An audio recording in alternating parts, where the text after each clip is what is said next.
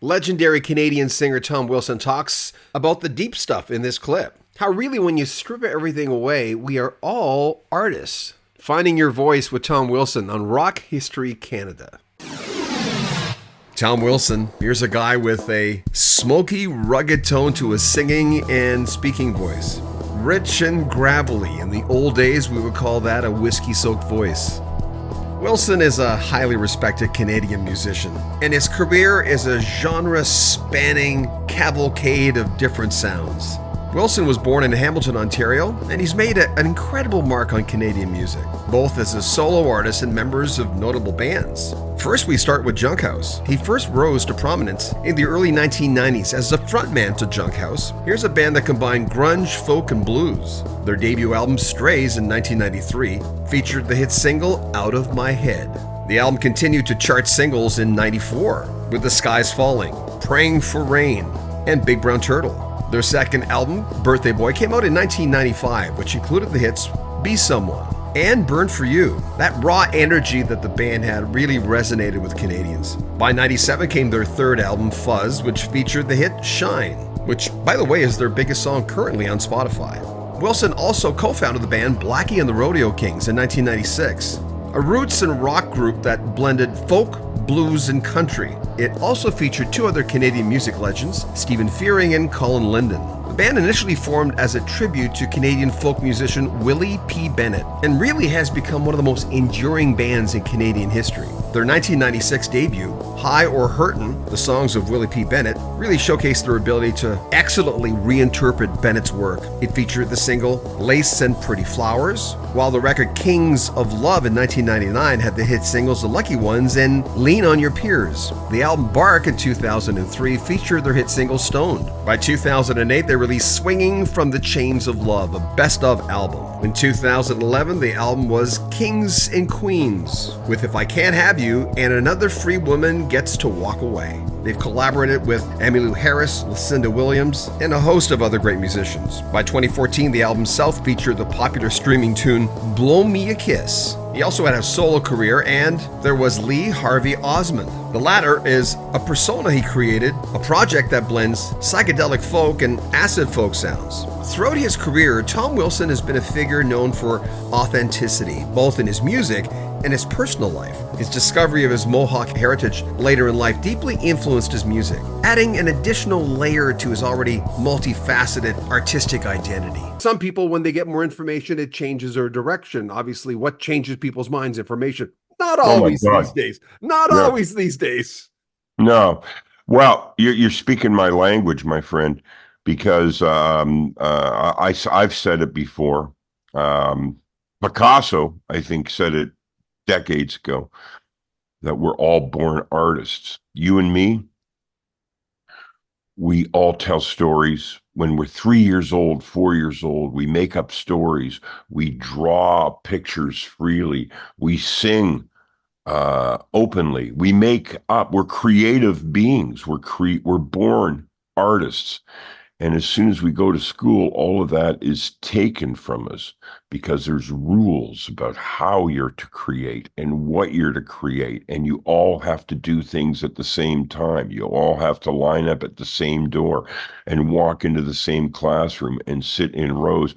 And that has nothing to do with nurturing the artist in people.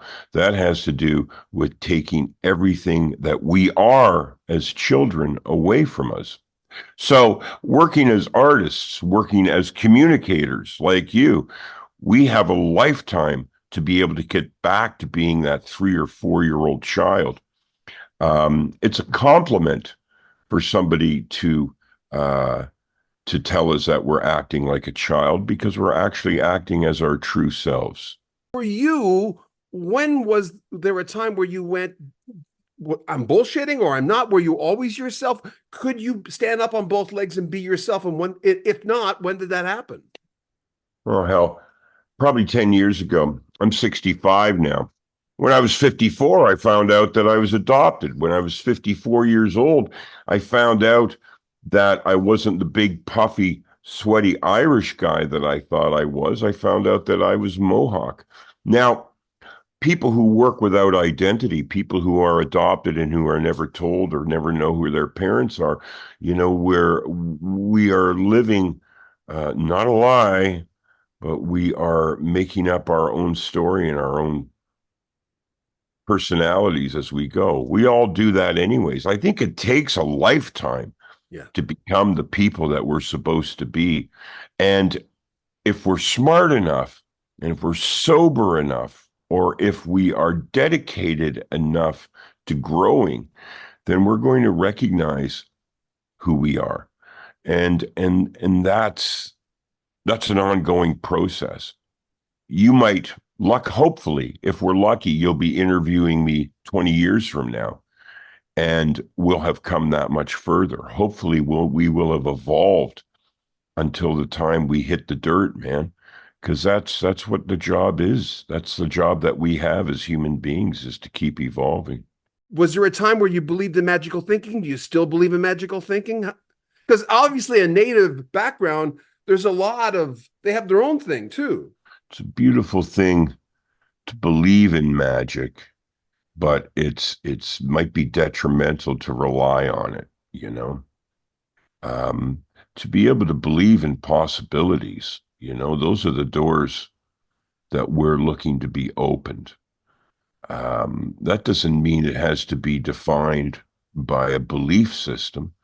That just means that we need to have that hope that the next door we open is going to give us new possibilities. Now, is that going to be some magical thing, or is that going to be something that's just so obvious to us? I think that we are a lot more there's a lot more to us than we allow ourselves to be, and it goes back to that artist in school thing, right?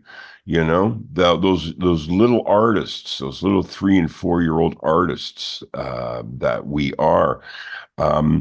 There's also the possibilities. I mean, my grandkids, I got 4 grandsons, and they have all enlightened me in their own ways, and the things that they believe, and the things that they make up, and the things they think they see, and that's, to me, the way to live. You don't need to define it with religious icons, and you don't need to define it, by wearing a sports team on your shirt. You don't need to define yourself. You're already defined. It's just realizing who you are. I think that's part of the magic. Really onto that these days, though. I'm really on to evolving, because I feel like some of the struggles that we go through, especially, at any age, those struggles are there for a reason. Those struggles are for us to start recognizing ourselves. When you come out at the other end of trauma or sadness, death of loved ones, when you come out to the other side, you've grown, you've evolved way more than you were before that happened. And we're fearful of change, but it's actually it's the changes that bring us closer to ourselves, if we're paying attention. That is, Yeah, and that's hard. Well, the only thing you can bet on, again, incoming cliche, is change. And Rich Williams of Kansas told me something, and I was just going through the interview again because I'm doing a big series on the band. And he said when he was going through sobriety, for instance, he met this 18-year-old kid who was waiting for his mother on another meeting because they were doing the AA thing. And the kid just said, well, I just want to sit down. I need a place to sit down. And he was listening to everybody, and he stands up and he says, well, I got to tell you, my father was a terrible drunk, really terrible, awful drunk. But at one point he stopped drinking, and he became a hero to a lot of people who were searching for sobriety of any kind. And he went out a winner. My dad went out a winner because he decided he wanted to come out a winner, the guy in Kansas. And he says, listen, I want to come out a winner. I'm not going to avoid adversity anymore. And he says, because I realize that's the cup of gold right there. That's the thing. Cup of gold. It's the struggles. Remember, if you want to support the channel, we'd really appreciate that, because YouTube's income is all over the place. Some months are good, others are not so good. We have a PayPal link in the description, right at the very top. You can also join our Patreon. You will get early access to all our videos. Or check out our swag store where you can buy a t-shirt, a coat, a cap with our logo on it. Remember to subscribe to the channel, share our videos, comment on them, and like them as well. I'm John Bowden. This is Rock History Canada.